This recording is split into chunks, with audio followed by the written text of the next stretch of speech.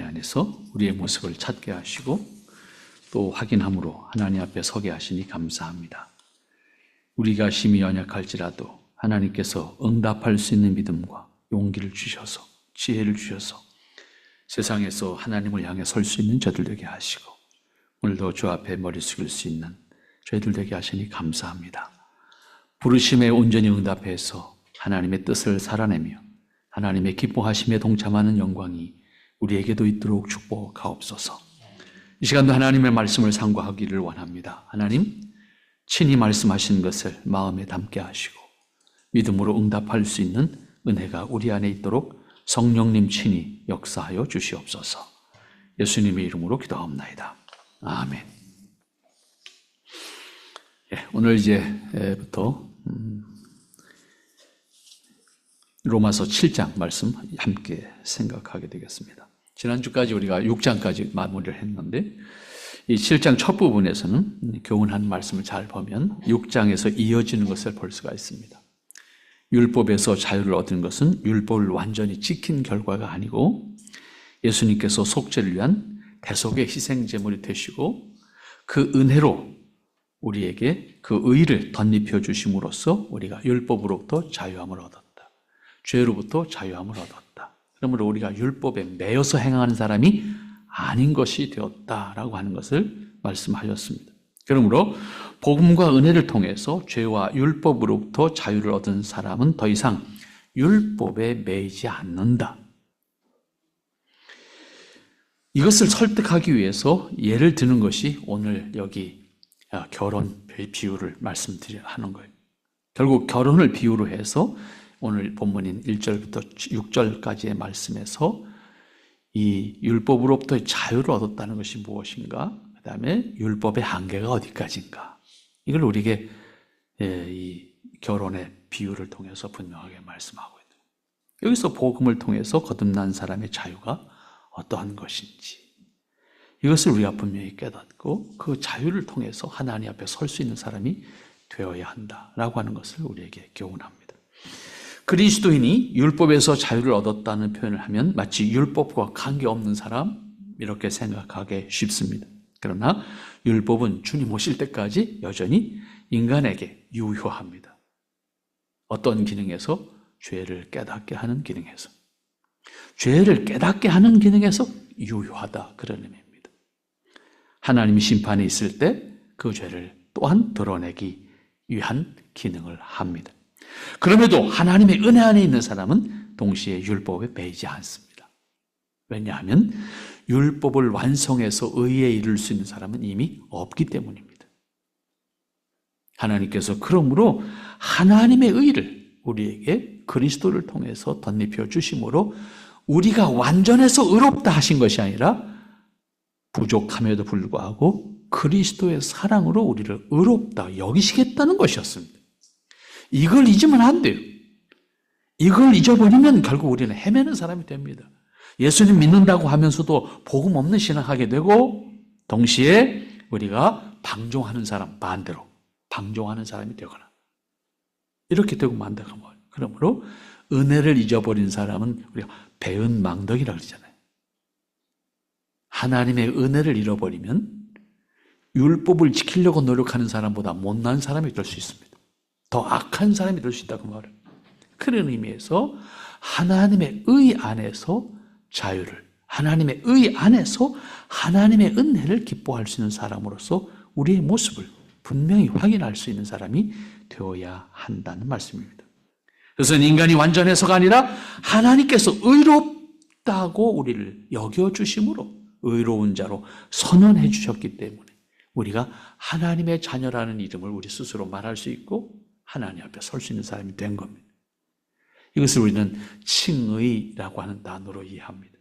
그러므로 율법에 매여서 두려워하는 것이 아니라 거듭난 신분을 가진 사람으로서 하나님의 기뻐하시는 것을 나도 기뻐할 수 있는 사람이 되어서 살아가는 겁니다. 하나님 앞에서 재롱 떨려고 사는 것이 아니라 하나님이 기뻐하시는 것을 나도 기뻐할 수 있는 사람이 되어서 사는 겁니다. 그건 자연스러운 거예요. 무엇에 매여서 하는 것이 아닙니다. 그것이 기쁜 것이기 때문에. 그것이 하나님이 선히 여기시는 것이기 때문에 나도 그것을 기뻐하고 나도 그것을 선히 여김으로 행하는 사람. 그것이 오늘 그리스도인이, 특별히 거듭난 그리스도인이 살아가는 자세, 신앙에 임하는 자세다. 이렇게 우리가 이해할 수가 있을 겁니다. 그래서 바울이 로마의 복음을 전했지만 로마의 신자들이 복음을 받아들임에도 불구하고 여전히 율법주의에 매여 있으니까 오늘 답답한 6장에서 그 복음과 그 다음에 율법의 관계를 설명한 다음에 7장에 와서 혼인을 예로 비유로 해서 이해시키는 작업을 하는 겁니다.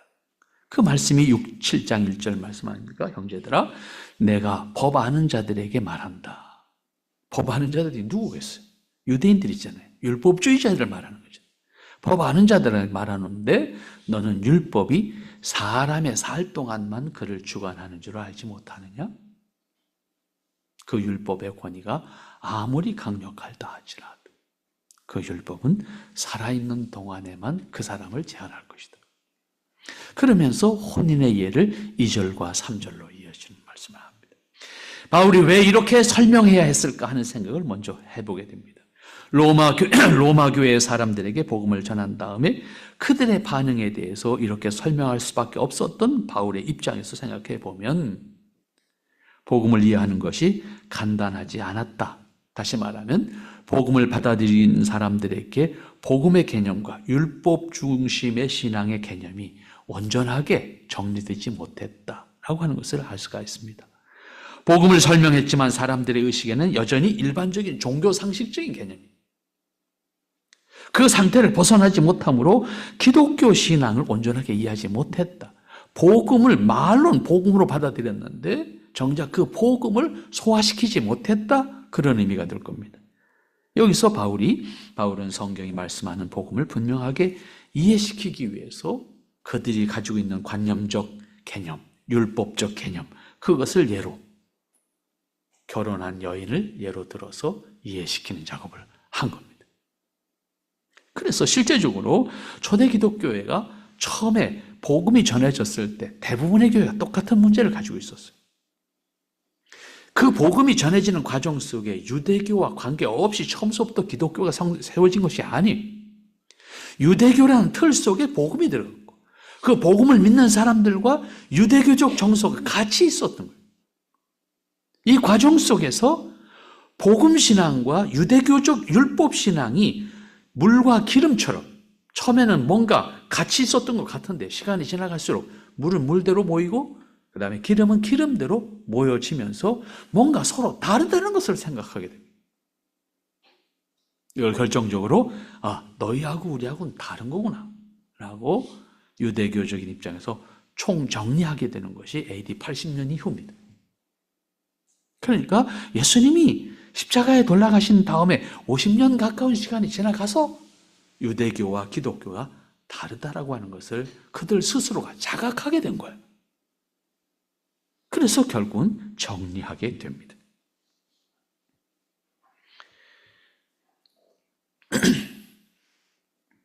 바울이 여기서 강조하면서 깨닫게 하고자 하는 핵심은 결국 율법의 한계, 행위의 한계, 인간의 종교적인 노력의 한계, 그것이 어디까지냐, 그걸 분명하게 깨닫게 하는 거죠.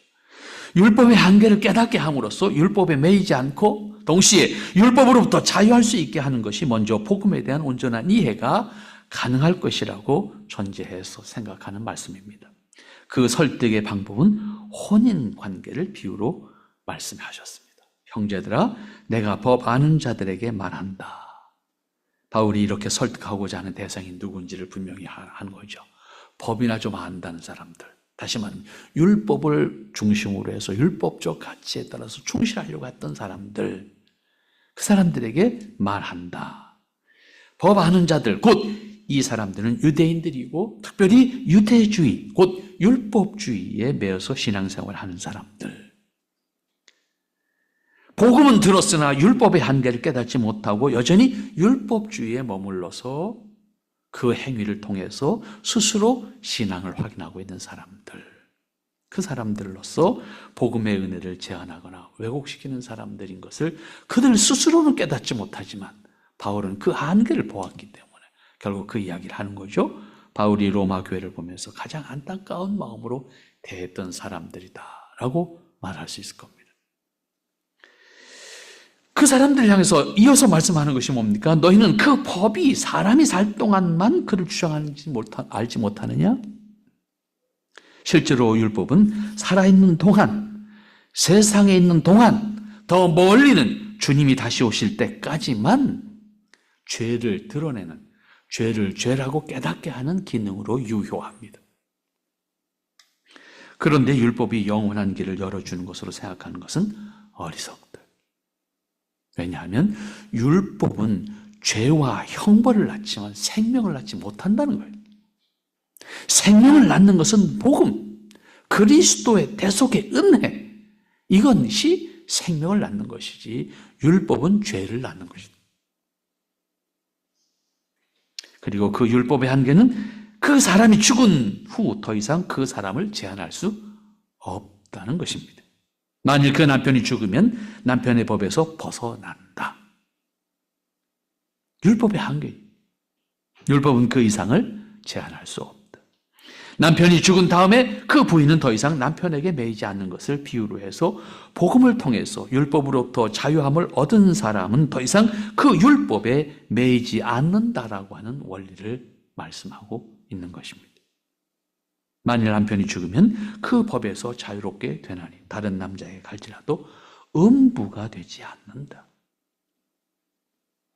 여기서 깨달아야 될 것은 복음은 율법을 폐하는 것이 아니라 복음은 율법을 완성하는 것이다 라고 하는 것입니다.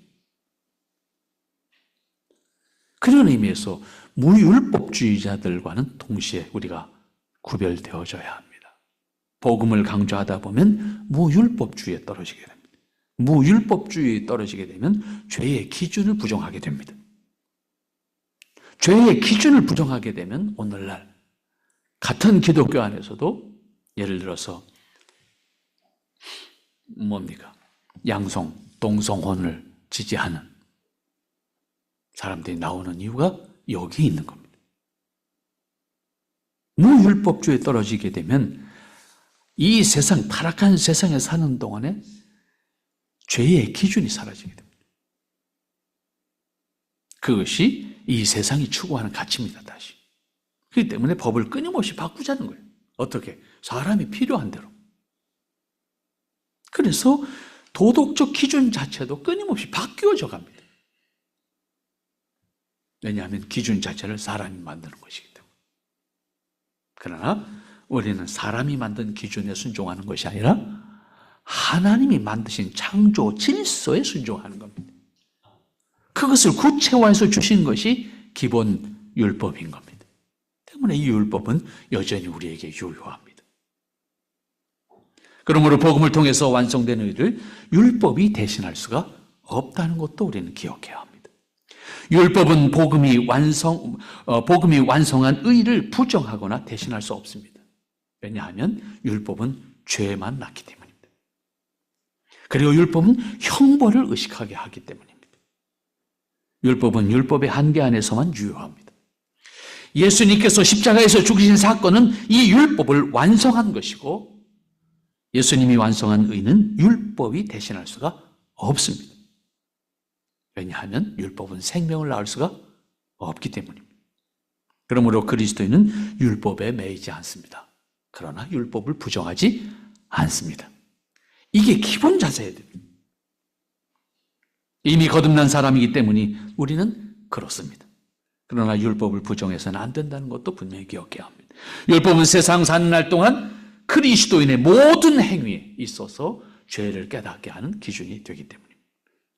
여기서 그리스도인은 율법 때문에 행하는 사람이 아니라 은혜 안에서 행하는 사람이어야 합니다. 율법에 매여서 행동하는 사람이 아니라 그것이 기쁨으로 행하는 사람이어야 됩니다. 왜냐하면 하나님의 의의 기준이기 때문에.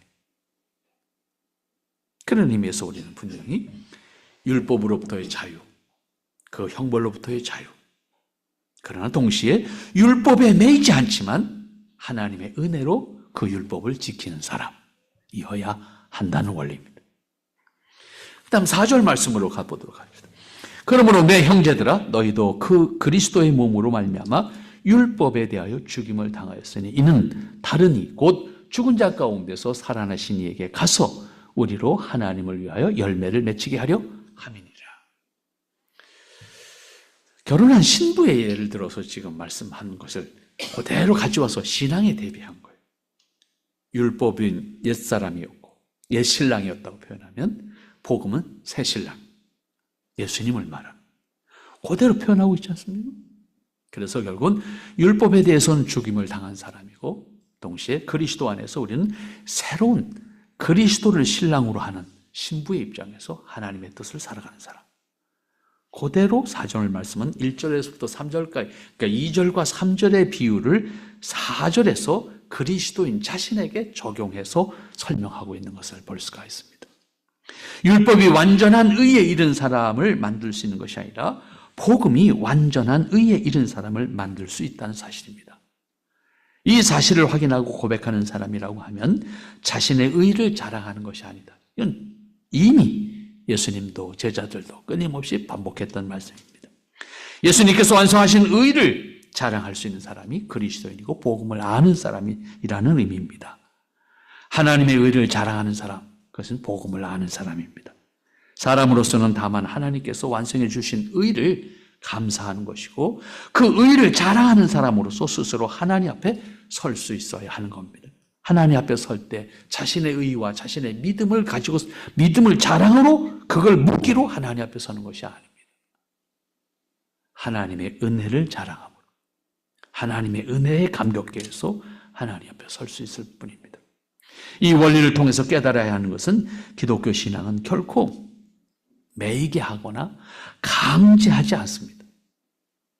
하나님은 전적으로 인간의 자유로운 선택과 고백과 행함으로 하나님의 뜻을 이루고 순종하는 것을 기뻐하신다. 그 말입니다.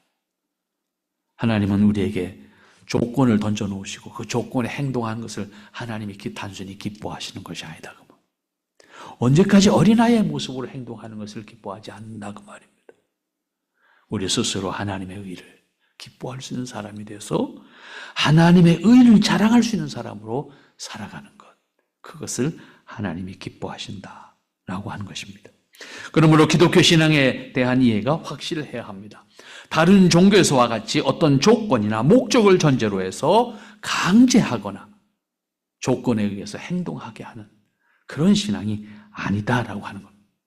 오히려 전적으로 자신의 자유로운 의지와 순종을 통해서 하나님 앞에서 기쁨으로 서는 것이 기독교 신앙입니다.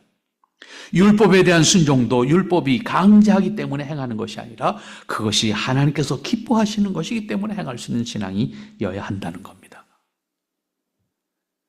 이것은 기독교의 복음이 가지고 있는 매우 특별한 것이기 때문에 일반적인 종교 원리에서는 어디서도 찾아볼 수가 없습니다. 왜냐하면 모든 종교는 어떠한 조건을 전제로 해서 이루어가는 것을 요구하기 때문입니다. 그러므로 우리가 쉽게 표현해서 이렇게 하면 복받아 이 원리로 하나님 앞에 서는 사람이 되어서는 안 된다 그 말이에요. 인간의 도리를 깨닫고 스스로 하나님 앞에 설 수 있는 사람이 되어야 된다 그 말입니다. 언제까지나 조건을 걸고 행동하게 하는 사람이 되어서는 안 된다 그런 얘기죠. 그렇잖아요. 어렸을 때는 가능해요. 그 아이에게 행동을 가르치기 위해서. 하지만 어른이 돼서 만약 그렇게 한다면 여러분 어떡하겠습니까? 그때부터는 근심 걱정거리가 되는 겁니다. 어른이 되면 스스로 할 줄을 알아야 되는 거예요. 율법이 어린아이라면 복음은 어른입니다. 전혀 다른 모습입니다. 스스로 하는 거예요. 그렇기 때문에 복음에 대한 온전한 이해가 없이는 결코 기독교 신자로서 온전하게 하나님 앞에 설 수가 없습니다. 무서워서 서거나 복 못 받을까 봐 서거나 미래가 불안해서 서거나 그렇게 행동하는 사람 이상의 행동을 하지 못하게 된다는 겁니다. 복음 신앙은 율법적인 제한이나 강제적인 요인 때문에 행하는 것이 아니라 은혜 안에서 자신에게 주어진 신분에 대한 기쁨을 가지고 하나님의 자녀로서 하나님의 긍휼히 여기심을 입은 사람으로서 하나님 앞에 기꺼이 설 수 있는 자신의 삶을, 자신의 행동을 선택할 줄 아는 사람이 되었다. 내 형제들아, 너희도 그리스도의 몸으로 말미암아 율법에 대해서 죽임을 당했다. 그리스도인은 이미 그리스도 안에서 율법에 대해서 죽은 사람이라는 것을 6장부터 계속 반복하고 있지 않습니까? 그러므로 더 이상 율법에 매일 수 있는 사람이 아닙니다. 매여서는 안 되는 사람입니다. 이미 율법에 대해서는 죽었기 때문입니다. 그럼에도 불구하고 우리는 입으로는 복음을 말하는데 행동은 율법에 매여서 한단 말이에요. 이렇게 하면 죄가 될까? 이렇게 하면 하나님은 나를 화내실까?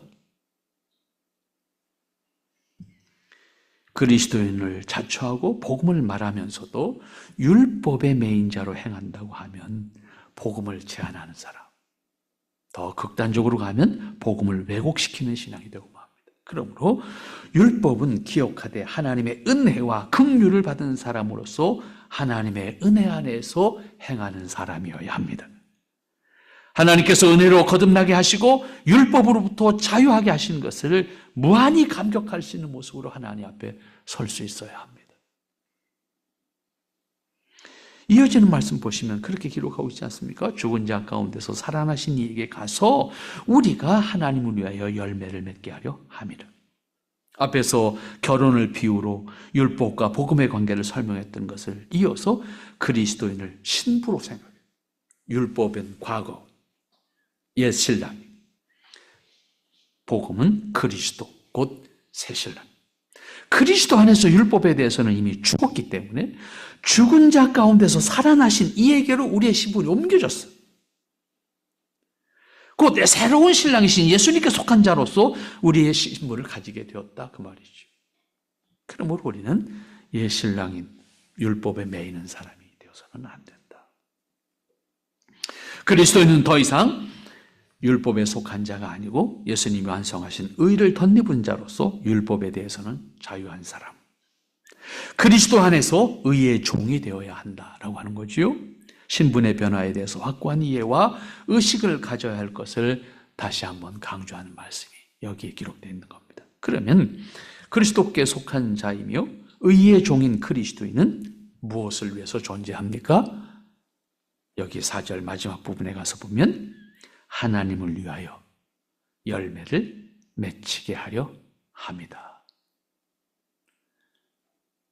우리는 이렇게 하면 야단 맞을까 걱정해서 행동하는 사람이 아니라 하나님의 의를 위하여 열매를 맺는 사람, 하나님의 의를 덧입은 사람으로서 그 덧입은 의에 합당한 사람, 그 덧입은 의를 하나님이 기뻐하시는 것으로 드러낼 수 있는 사람으로 살아라 말입니다.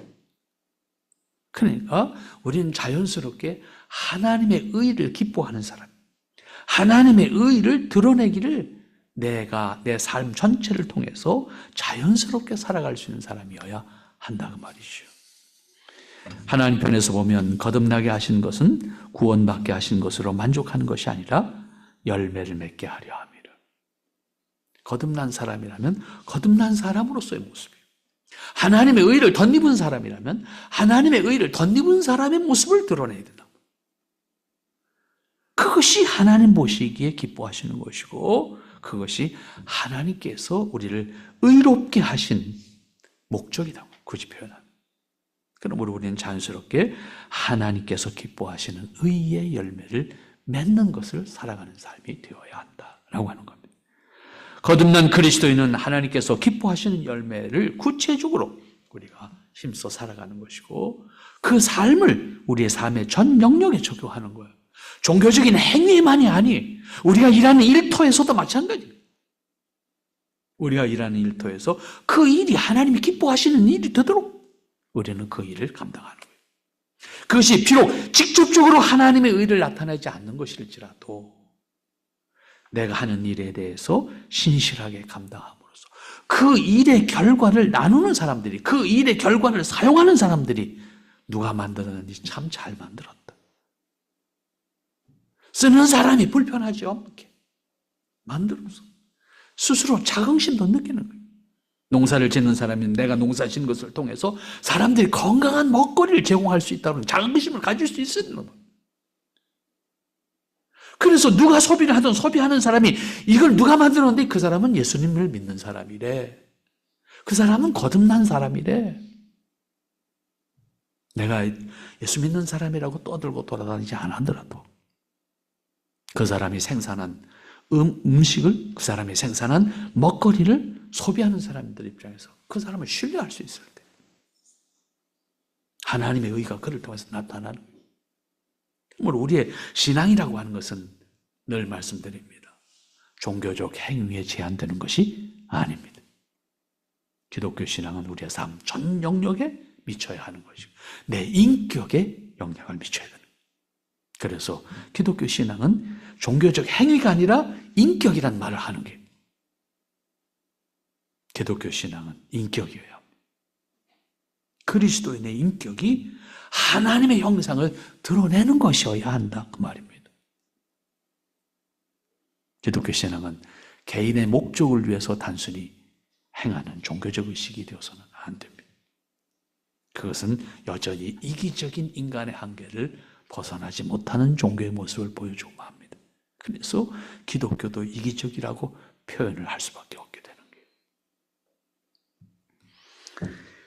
마지막 5절, 6절 말씀 갑니다. 우리가 육신에 있을 때는 율법으로 말미암은 죄의 정욕이 우리를 지체 중에 역사하여 우리로 사망을 위하여 열매를 맺게 하였더니 이제는 우리가 얽매였던 것에 대하여 죽었으므로 율법에서 벗어난 이러므로 우리가 영의 새로운 것으로 섬길 것이요 의문의 묵은 것으로 하는 것이 아니다.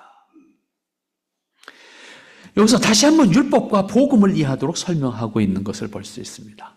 5절에서는 율법을 갖고 있는 한계, 율법이 갖고 있는 한계가 무엇인지를 우리에게 말씀하셨고, 우리가 육신에 있을 때는 율법으로 말미암는 죄의 정욕이 우리 지체 중에 역사한다.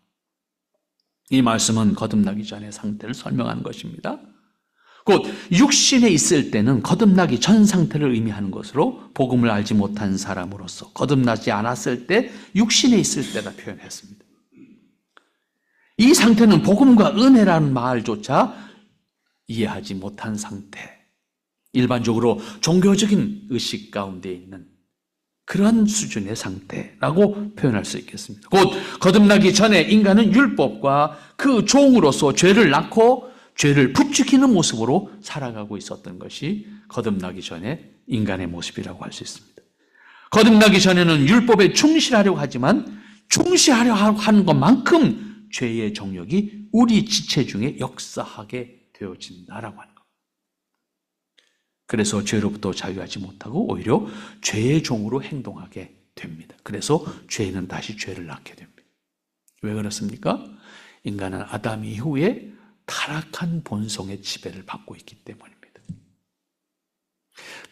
아담 이후에 인간은 타락한 죄의 본성의 지배를 받고 있기 때문에 내가 교회를 다닌다 할지라도 내 본성은 여전히 끊임없이 죄에 매이게 되어 있어요.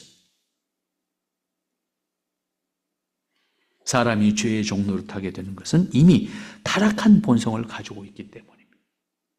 그래서 비록 그리스도인이라는 신분을 가졌다 할지라도 우리는 끊임없이 죄에 노출되어 있는 사람들입니다. 여기서 다시 아담의 타락과 함께 인간에게 주어진 상태에 대한 이해가 분명해야 합니다. 아담 이후에 모든 인간은 타락과 함께 하나님의 심판을 받을 대상의 상태에 처하게 되었습니다. 따라서 모든 사람은 타락한 본성을 가지고 있습니다. 타락한 본성은 본능적으로 악을 기뻐합니다. 하나님을 기뻐하지 않습니다. 죄를 도모합니다. 그래서 죄를 짓는 일에는 말 안 해도 다 통합니다. 늘 말씀드리죠. 그런데 좀 의로운 일을 한번 하자 그러면 말만 많습니다. 진행이 안 됩니다. 율법을 의식하는 것만큼 악한 지혜가 발휘됩니다. 그래서 자신의 행위를 합리화시킵니다. 합법화시킵니다. 그것도 안 되면 변칙을 사용합니다. 따라서 아무리 법을 만들어도 법을 피해가는 놈들은 끊임없이 피해갑니다.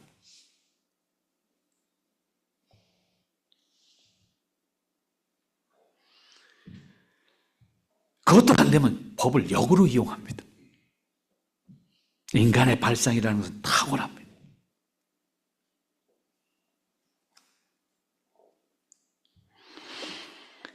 기발한 지혜를 발휘합니다. 그렇기 때문에 법을 계속 만듭니다. 하지만 아무리 새로운 법을 만들어도 피해가는 법은 끊임없이 만들어집니다. 새로운 법이 또 탄생합니다. 그 법조항을 모르는 사람만 억울하게 당합니다. 세상 아닙니까? 자신이 필요하고 자신이 목적하는 것을 이루기 위해서 불의한 악법도 만듭니다. 그러나 복음을 통해서 거듭난 사람은 법으로 행하는 사람이 아닙니다. 은혜로 행하는 사람입니다. 은혜를 알기에. 법이 법을 완성하는 것이 아닙니다. 사랑이 법을 완성하는 겁니다. 따라서 죄에 매이지 않고 죄로부터 자유함을 얻은 사람, 그 사람이 하나님의 은혜를 이룰 수 있는 사람입니다. 그 사실을 다시 설명하는 것이 여기 6절입니다. 이제는 우리가 얽매였던 것에 대하여서 죽었으므로 우리는 율법에서 벗어났다. 그러므로 우리는 율법 때문에 행하는 사람이 아니다. 우리가 죽었다는 것은 예수님께서 죽으신 그 죽음의 믿음으로 동참했다는 의미고, 그렇게 하나님께서는 여기시겠다는 거잖아요. 내가 그렇게 해달라고 하는 것도 아니에요. 하나님께서 그렇게 여겨주신 거잖아요. 그래서 우리는 하나님의 자녀라는 신분을 가진 거잖아요. 이 역시 하나님께서 그렇게 여겨주심으로 가능한 것이지, 우리 인간이 요구했거나 인간이 어떤 노력을 통해서 그런 자격을 얻은 것이 결코 아닙니다. 그래서 복음을 은혜라고 말하는 겁니다.